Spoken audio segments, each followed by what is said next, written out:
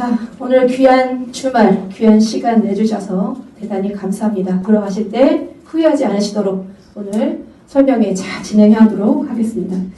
불과 얼마 전까지만 해도 도시재생구역이었던 우리가 결국에는 드디어 재개발 후보지로 확정이 되었습니다. 다시 한번 지금 결과를 있게 도와주신 우리 주민 여러분께 머리 숙여서 깊은 감사의 말씀 올립니다. 자, 앞으로 이제 본격적으로 재개발 궤도에 올라타서 할 일이 태산입니다. 그 일들을 당연히 잘 해나가야겠지만 일이 많다 보면 말도 많고 탈도 많은 게 이 재개발 사업입니다. 1조가 넘는 사업이에요. 우리 구역은 어찌 순탄할 수만 있겠습니까마는 그때마다 여러분과 뜻을 합쳐서 어려움을 잘 극복해 나가서 결국 성공적인 사업이 될 수 있도록 최선을 다하겠습니다. 자, 재개발 사업이 뭐 어렵다고는 하는데 이것 또한 사람이 하는 일 아니겠습니까? 옆 동네 다 하는데 우리라고 못할 일은 없다고 생각합니다. 자, 우리 오늘 여기 이렇게 모인 건 반사회나 친목계 하려고 모인 거 아니죠. 우리의 목표는 하나입니다. 성공적인 재개발 사업을 완성해서 조합원 최고의 이익을 실현하는 게 목표임을 잊으시면 안 됩니다. 그래서 우리 집행부는 조합원 다수의 이익을 위해서 활동할 거고 행동할 겁니다. 그 과정에 극히 일부분 또는 어떤 한 개인의 이익을 대변할 수는 없을 수도 있다. 미리 말씀드립니다. 바다와 같은 아량으로 널리 이해해 주시길 부탁드리겠습니다. 자, 지금 보시는 자료는 성남시로부터 지난번에 받은 재개발 후보지 확정 공문입니다. 자, 이 공문을 받아서 이제 우리는 재개발 진행이 가능하고요. 도정법, 도시 및 주거환경정비법, 이하 도정법에 있는 절차대로 재개발을 이제 진행해 나가면 됩니다. 자, 진행을 하려고 봤더니 성남시는 생활권 계획이라는 것에 따라 재개발을 하더라고요. 생활권 계획, 뭐 조금 아시겠지만 당연히 성남시의 방침을 따라야겠죠. 자, 우리가 예전에는 성남시에서 구역을 이렇게 정해서 주민들한테 통보하는 방식이었어요. 생활권은 구역도 우리가 정합니다. 그래서 성남시의 역으로 제안하는 상향식 방식입니다. 아시겠지만 지난번 정비위반 동의서를 거둘 때 동의서 뒤에 기본격 구역계 해서 이미 주민 총수의 50%의 동의를 얻어 성남시에 접수를 했고 그 구역계가 성남시의 도시계획심의위원회를 통과했기 때문에 오늘 우리가 이 재개발 후보지 확정 공문을 볼 수 있는 겁니다.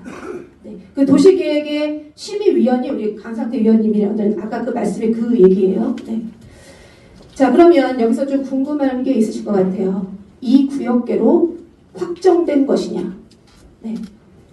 이 구역계에서 이제 변동될 수는 없는 것이냐? 궁금하시죠? 자, 이제 본구역 지정을 위해서 성남시와 협의 과정이 남았습니다. 자, 그 협의 과정에서 구역계는 변동될 수 있습니다. 자, 변동된다가 아닙니다. 변동될 수 있습니다. 자, 변동이 된다면 지금 구역계보다 작아지지 않습니다. 구역계 다 아시죠?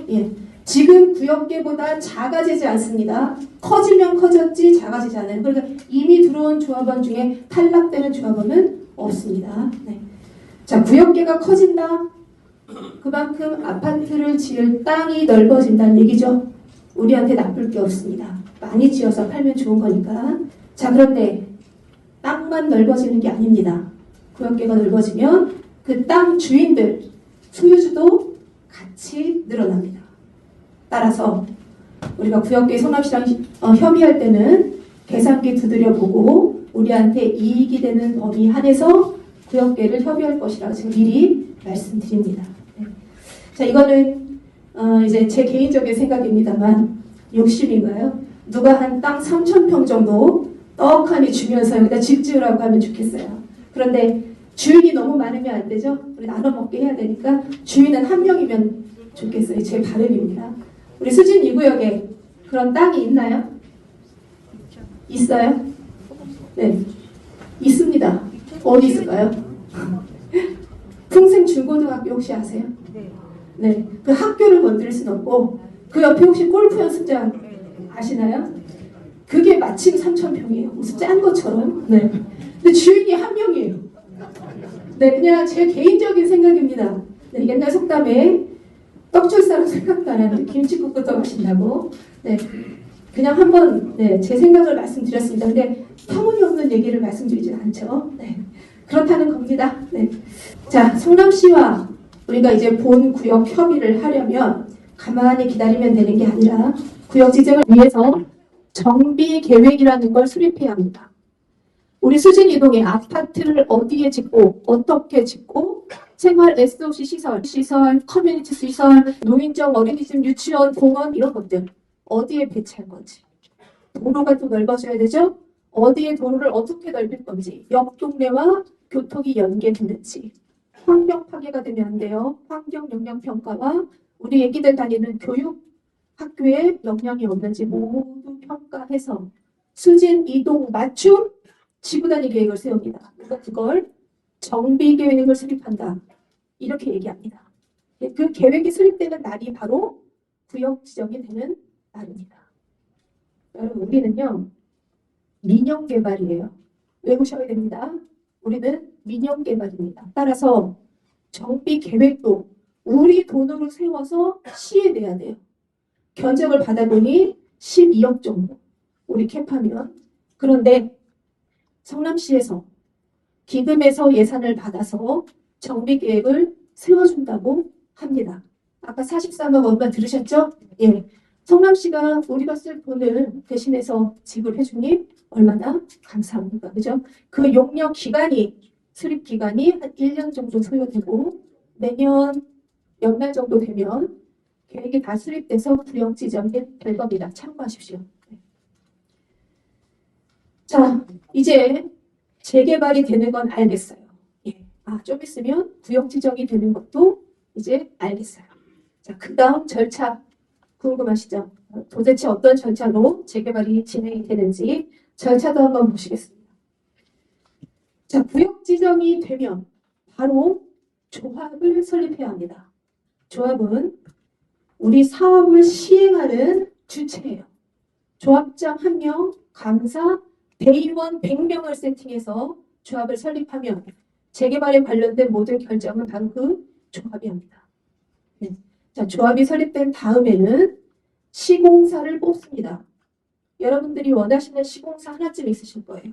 레미안, 자이, 아이파크, 힐스테이트, 포스코 더샷, SK뷰, 롯데캐슬, 빠뜨리면 안 돼요. 여기 오셨기 때문에 두산, 위브, 포럼 하늘채, 달정, 뭐 있어? 대형 프로죠. 죄송해요. 빠뜨리면 안 돼. 큰일 나요. 현대 안 했어요. 네, 현대 했습니다. 아이파크. 네. 자, 원하시는 시공사에 한 표를 던지시면 되겠습니다. 자, 그 다음에 사업 시에 인가를 받고 관리처분 인가를 받아서 그 절차대로 하면 되는데 이 2개 외우셔요. 사업 시행 인가. 뭔지 몰라도 외우세요. 이따 나옵니다.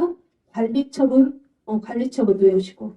자, 그래서 사업을 마무리하는데 약 8년 정도 소요되고요. 그 8년 안에는 공사기간 3년 포함한 기간입니다. 참고하십시오. 자, 제가 조합을 설립한다. 조합이 우리 사업의 시행 주체다 말씀드렸습니다. 도정법에 보면 조합을 설립하기 전에 추진위원회를 설립하는 명시되어 있습니다. 추진위원장 1명, 감사, 추진위원 100명 세팅을 해서 추진위원회를 설립해야 하고요. 그 추진위원회 역할을 한번 보시겠습니다. 일단 추진위원회는요. 조합을 설립하기 위한 기본 작업들을 합니다. 총회 준비를 하고 동의서도 받고 업체도 선정합니다. 정비업체와 설계업체, 필요할 때 간평업체도 선정하고요. 추진위원회에서 안건을 선정합니다. 안건에 결의도 하고 부의안건을 사전 심의합니다. 조합을 설립하기 위한 준비 단계를 추진위원회에서 다 하고요. 보면 나중에 조합이 설립되는데 이 추진위원들이 거의 조합의 대의원으로 그대로 가시는 경우가 많습니다.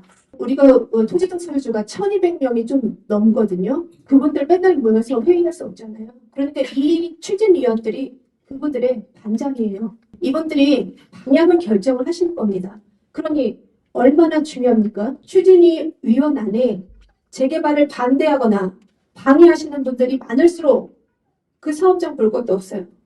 그 안에서 계속 싸우다가 진도는 안 나가고 집행부 계속 엎어지고 결국 피해는 주민이 입게 됩니다. 저는 그래서 이번 추진위 구성 했거든요. 아시죠? 너무너무 구성이 잘 됐다. 우리 재개발에 적극적으로 찬성하시고 협조하시는 분으로 구성이 잘 됐다 생각합니다. 여기 이 자리에 추진위원님들 많이 오셨습니다. 앞으로 저와 호흡을 잘 맞춰서 결국 이 사업이 성공할 수 있도록 많이 도와주십시오. 잘 부탁드리겠습니다.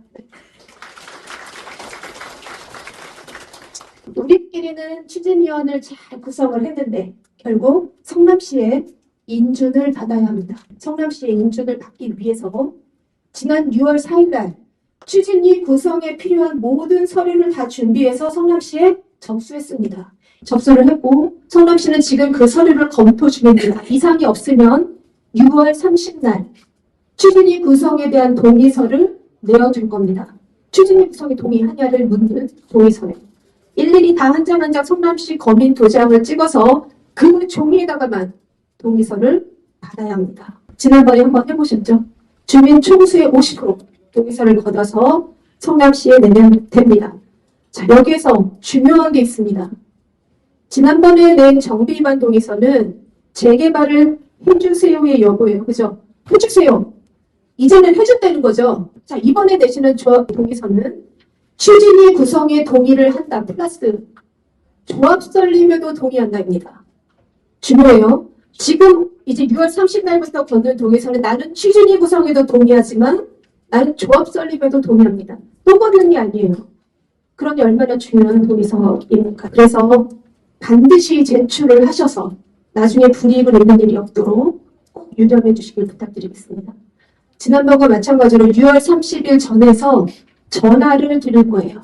김은경 의원님들하고 전화를 가면 동의서를 사무실에 오셔서 내실 건지 저희가 방문을 해야 되는지 약속을 잡아주십시오. 전화 받고 며칠 있다 오시면 안 됩니다. 신속하게 동의서를 제출하셔야 합니다.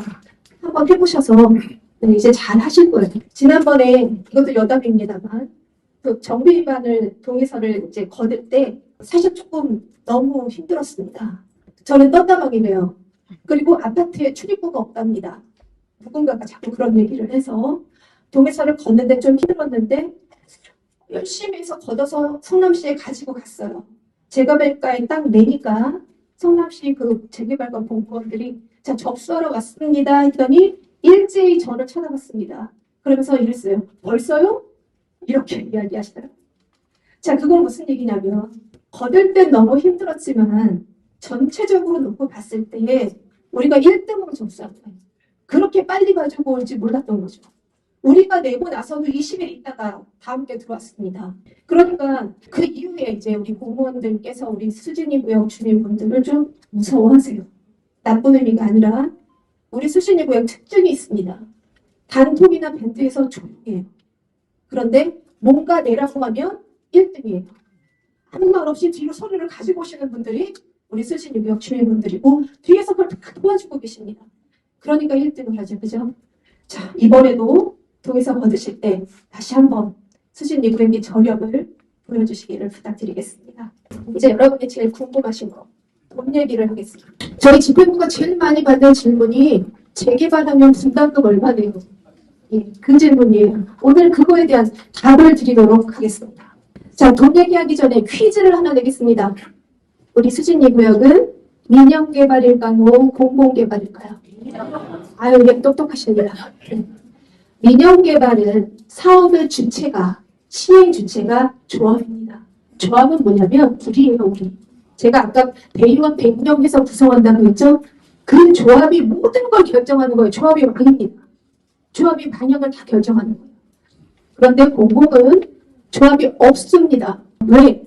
사업 시행을 LH에서 합니다. 이미 정해져 있는 거예요. LH에서요. 그러니까 조합이 필요 없죠.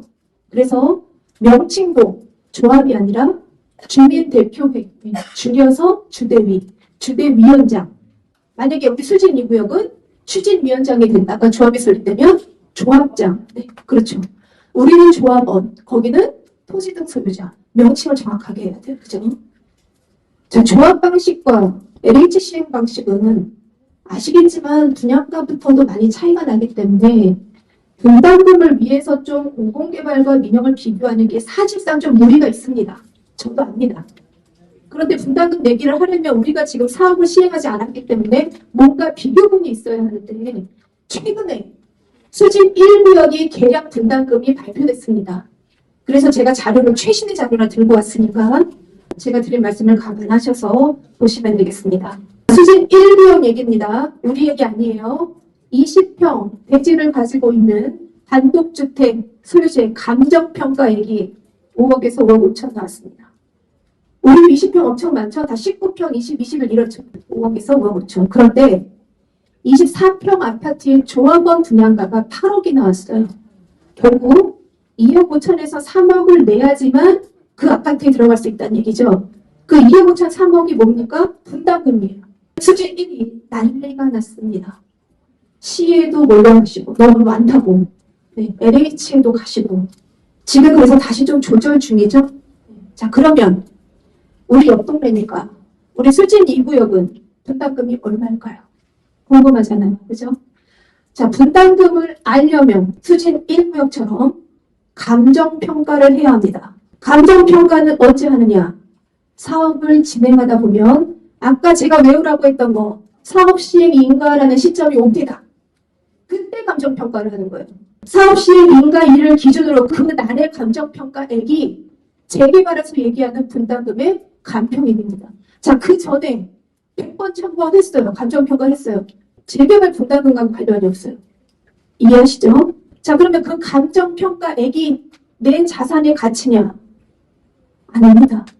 그 감정평가액에다가 비례율이라는 거를 곱해야 합니다. 비례율?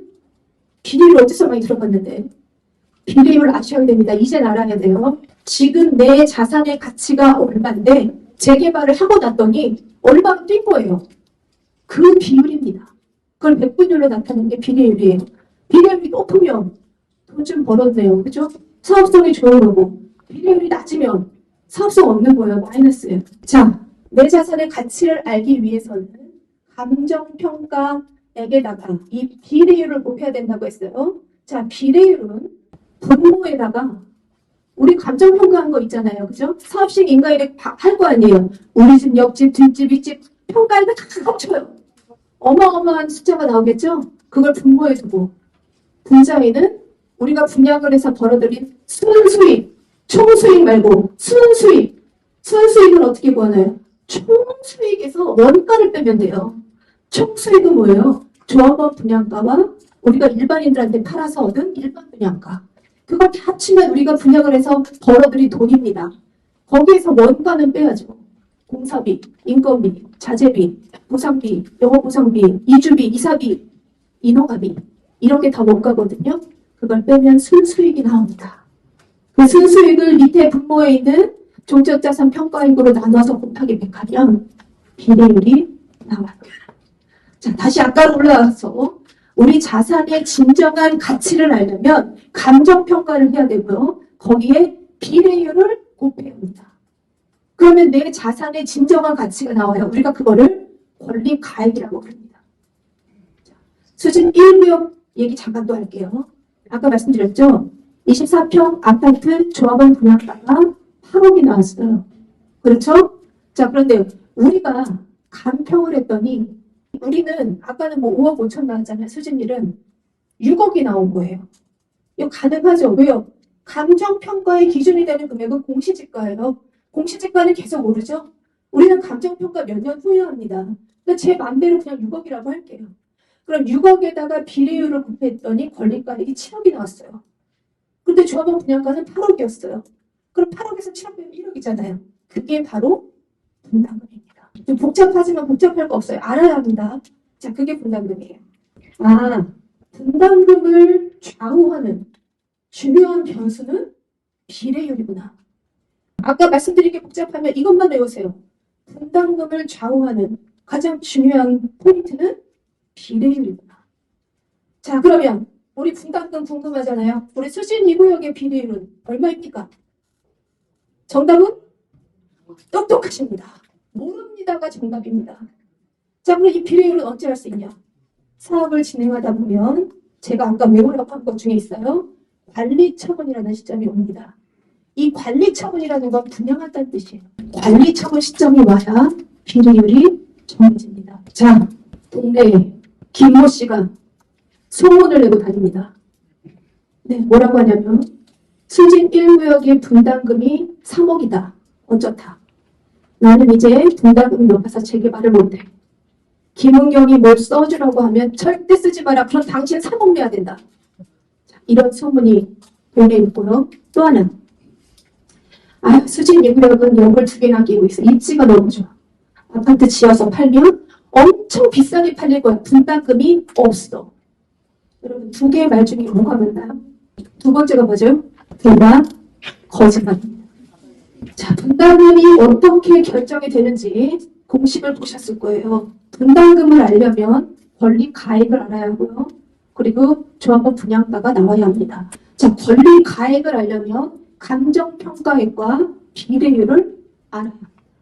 감정평가액과 비례율은 사업을 진행하면서 어느 시기가 도래하지 않으면 절대 알 수 없는 수치인데 3억이니 5억이니 얘기를 하고 다녀요. 그 사람이 재개발 박사입니까? 그분 박사 아니에요. 재개발 전문가도 아닙니다. 그 말씀을 과연 믿으실 겁니까? 자, 분담금이 얼마나 소문을 내고 다닐 시간이 있으면 그 시간에 우리는 비례율을 높일 수 있는, 분담금을 낮출 수 있는 일들을 찾아서 지금 그 일을 하고 있어야 합니다. 그게 뭐냐? 어떤 땅이라도 끌고 와요. 골프 연습장이라도 끌고 와요. 땅을 끌고 오든가. 그게 안 되면 높게 지어야죠. 그죠? 높게라도 짓든가. 용적률을 더 받든가. 시에 내야 될 돈을 줄이든가. 돈을 더 받아오든가. 그렇죠? 이런 일들은 한두 달 안에 되는 게 아닙니다. 조례를 바꿔야 되는 것들도 있어요. 몇 년에 걸쳐서 하고 있는 이런 일들을 하다 보면 사업이 진행되면 당연히 비례율은 올라가고 있습니다. 지금 그 일을 해야죠.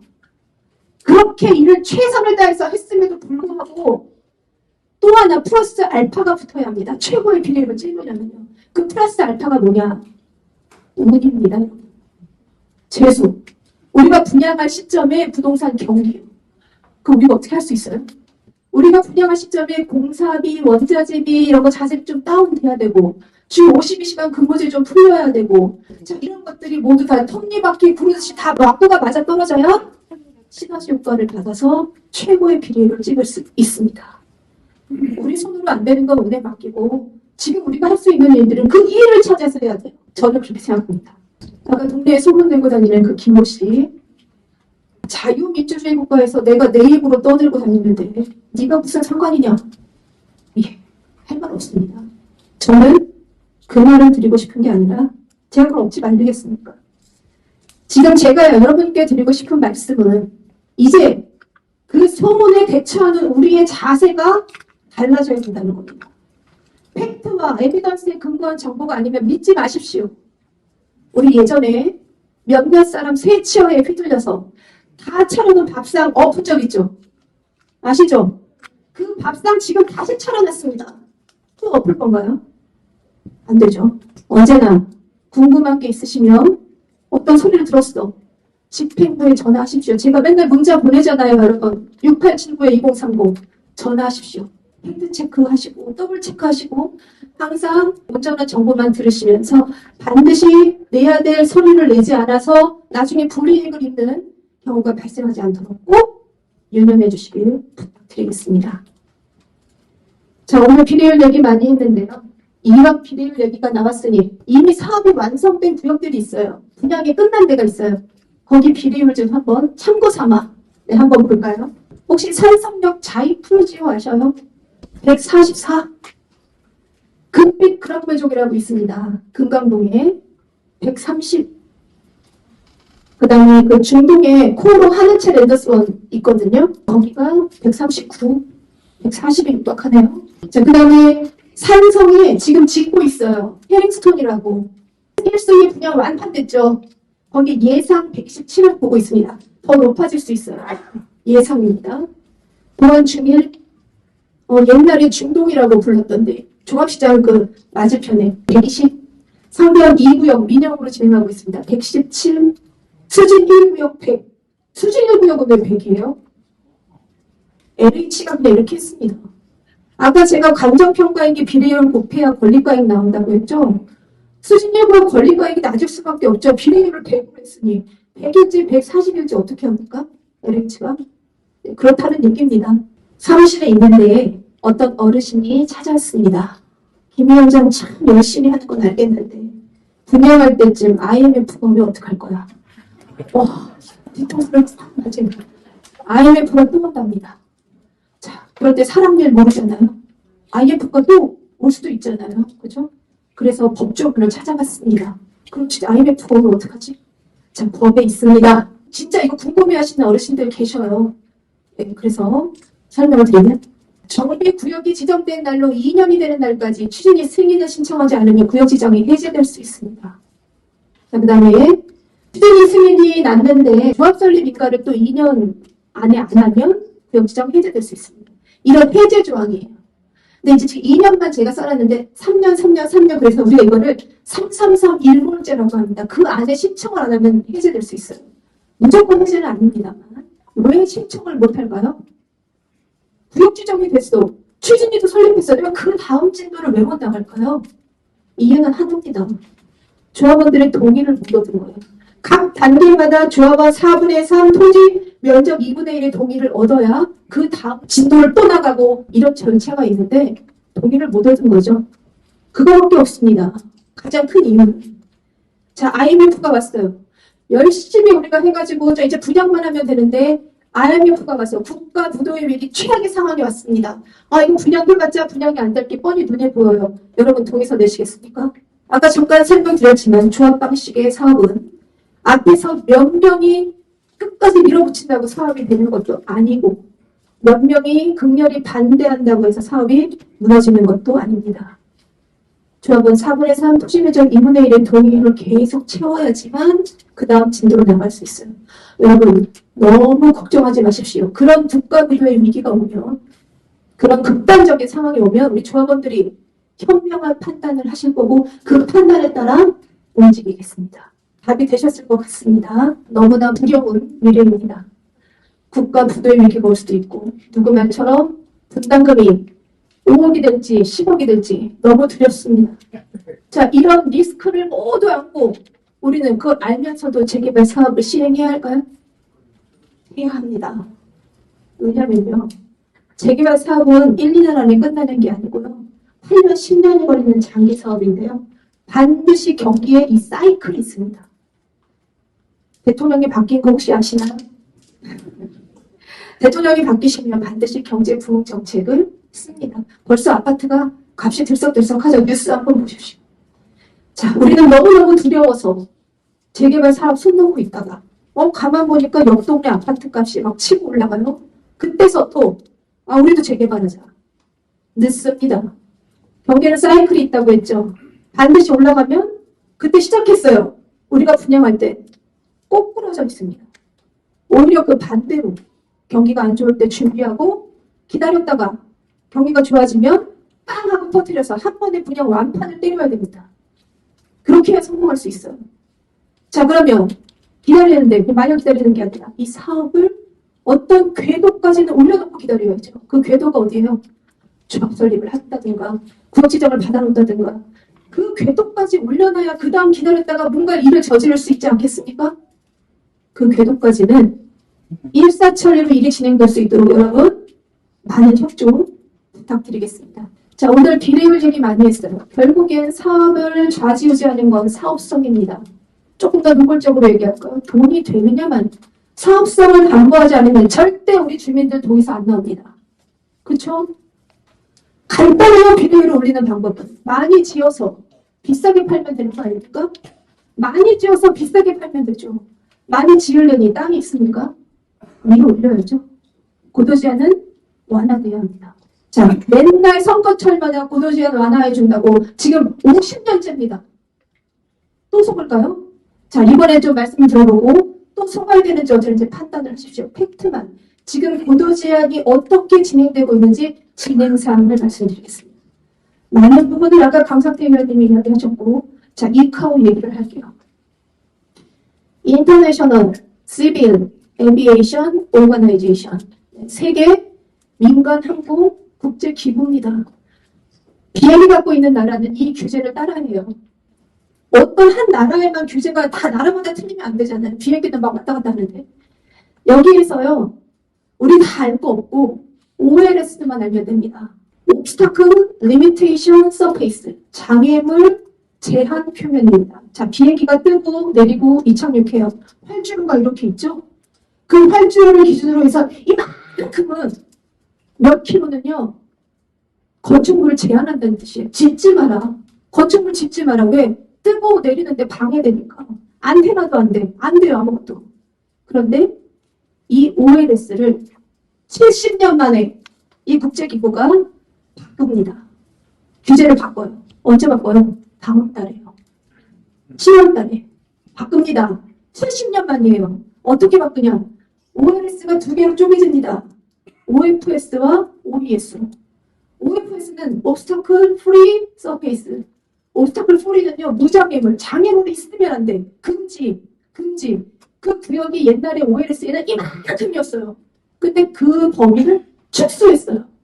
요만큼 최소한. 거기다만 장애물 짓지 마. 그 나머지 구역 있잖아요. 그래서 OFS에 예외 조항을 뒀습니다. 그게 OES예요. 거기다 지어. Obstacle Evaluation Surface. 평가를 해서 지자체에 나라마다 자율성을 부여했어요. 건축물을 지으세요. 그 대신 평가를 해서 평가 기관들이 있잖아요. 지으라고 하면 짓는 거예요. 그럼 그만큼 자율성을 부여했는데 그 구역이 어디냐면 비행안전 5구역, 6구역입니다. 우리가 몇 구역이에요? 비행안전 5구역이에요.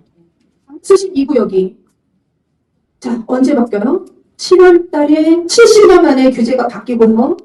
규제가 바뀌면 바로 시행이 아닙니다. 이런 세 개의 규제는요, 유예기간을 줘요.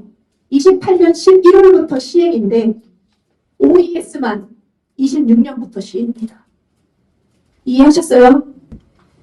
자, 그 다음에 성남시가, 자, 국제기구는 기구대로 가고 있고, 용역을 발주한 게 있습니다. 이번 연도 9월 16일 날 원래 끝나야 돼요. 이 용역이. 뭐냐면, 국방부랑 협의를 하고 있거든요. 고도제한 낮추라고. 우리 5구역이고요. 그런데 뭐 근거가 있어야죠. 가서 막 무대뽀로 얘기해야 아니잖아요. 연구를 해서 박사님들이 발표한 자료가 있습니다. 그걸 들고 가서 얘기하는 거거든요. 그게 9월 16일 날 원래 끝나야 되는데 국방부 장관과 협의를 해야 되는데 국방부 장관이 없는 거예요. 왠지는 아시죠? 그래서 12월까지 좀 늦춰질 것 같아요. 돈을 들여서 우리 성남시의 의지가 있는 거죠. 우리 구도제한을 풀려고 용역 마무리 중입니다. 제 사진인데요. 불쌍해 보이십니까? 최대한 불쌍해 보여요. 자, 1인 시위 모습이에요.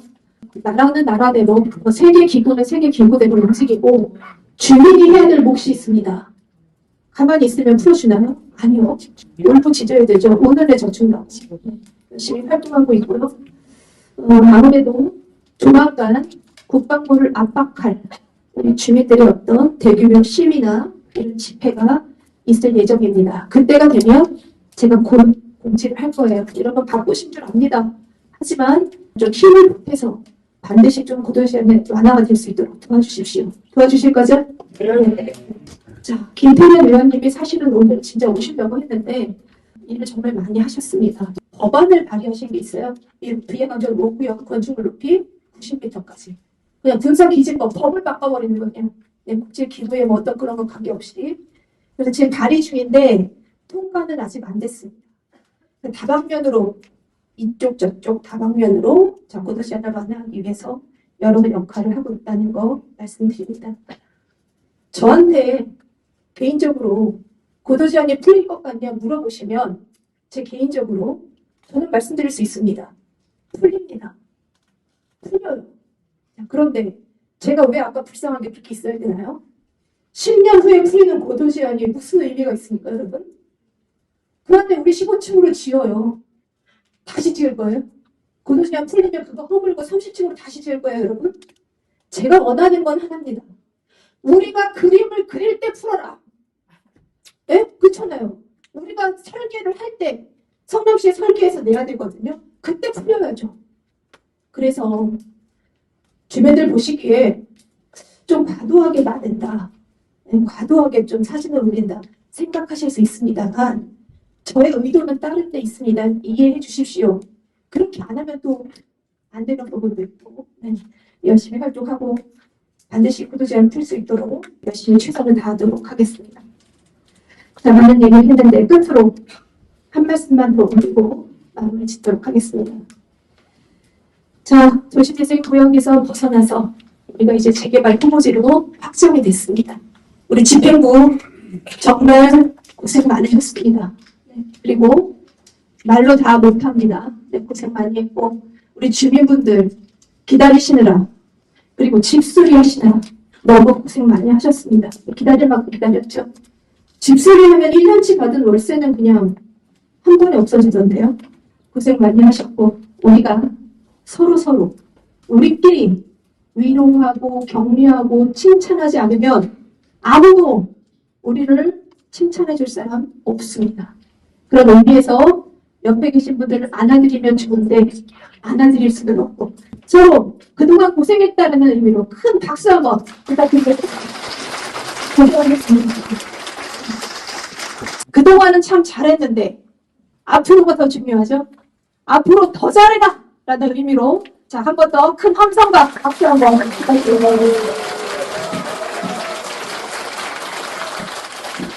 긴 시간 경청해 주셔서 감사드립니다. 네, 감사합니다.